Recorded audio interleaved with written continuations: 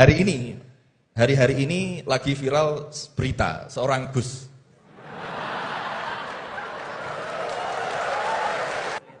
Yang mungkin berceramah dengan kalimat yang kurang baik, mungkin diniatkan guyon tapi malah melukai hati orang lain. Tapi Masya Allah Gus Bahak guyon tapi tidak pernah melukai hati orang lain. Sebenarnya sejarah panggilan Gus ini seperti apa gitu? Apakah hanya dimaknai Gus ini adalah anaknya Kiai terus dipanggil Gus, atau bahkan mantunya Kiai saja kalau jenengan katanya Gus naturalisasi gitu. Atau Gus swasta atau apa itu. Atau bahkan bukan siapa-siapa kemudian bisa dipanggil Gus. Sehingga misalkan kita sekarang bisa ini berlomba-lomba menjadi Gus bareng-bareng. Jadi pokoknya lomba-lomba.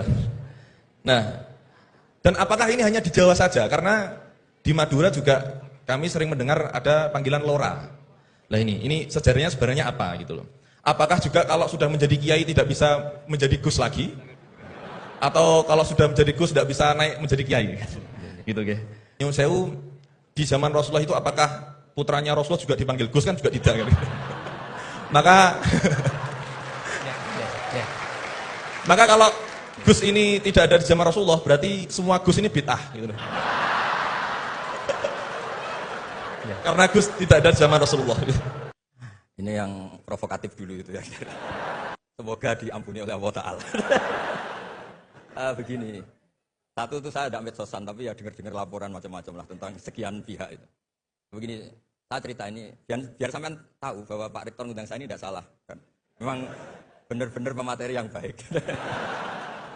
Ya kalau kata Nabi Yusuf kan, ini hafizun alim, orang harus dzikru manaqib nafsi, orang boleh cerita kelebihannya, asal itu faktual.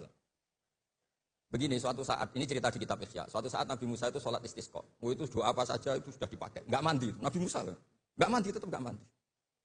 Kata Allah, inna fihim namaman, di komunitas Anda yang ikut sholat itu ada yang tukang adu-adu, namam, provokator.